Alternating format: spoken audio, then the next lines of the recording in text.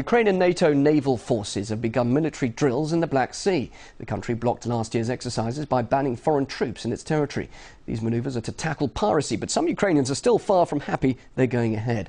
Alexei is in the port of Odessa. Gunfire amid the high tourist season in Odessa. With a loud bang, Ukrainian special troops retake a vessel seized by pirates. It's the first exercise of the Sea Breeze war games between Ukraine and NATO countries, which have now been held 7 times since 1997. The mission of Sea Breeze 2010 is to test our cooperation in fighting sea piracy. We've had an alarming number of pirate hijacking cases recently. Now, over 2,500 servicemen from 13 countries will stage a takeover of a pirate ship on the water and an assault on a pirate base on land.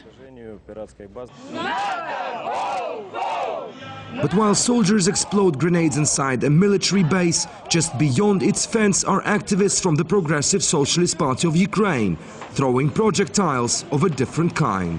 Several dozen men gathered at the gate of Odessa's military harbor to say NATO is not welcome here. We are strongly against joining NATO. Moreover, we don't even want a NATO soldier's foot stepping on our land.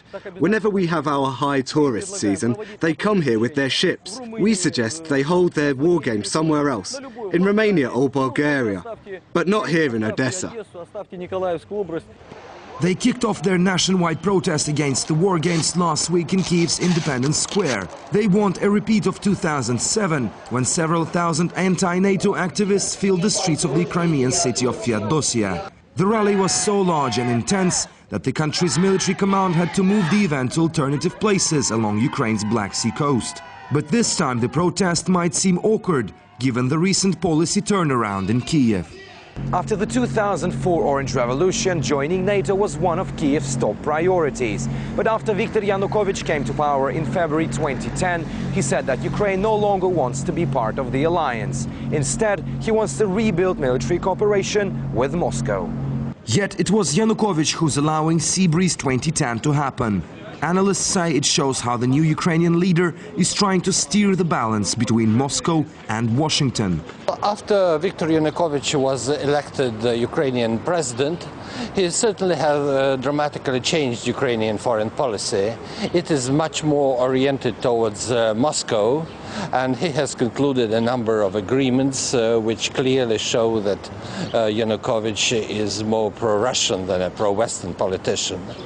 Still, as we see, Yanukovych doesn't want to deteriorate relations with the United States. Indeed, Yanukovych has dropped plans to join NATO, and I believe he is serious in his intentions. But that doesn't mean that Ukraine will never become a NATO member. Sea Breeze will last until next week, and even though the tides turned away from any Ukrainian ambition to sign up to the alliance, the protesters insist they will continue until the last NATO serviceman leaves Odessa. Alexei, RT, reporting from Odessa, Ukraine.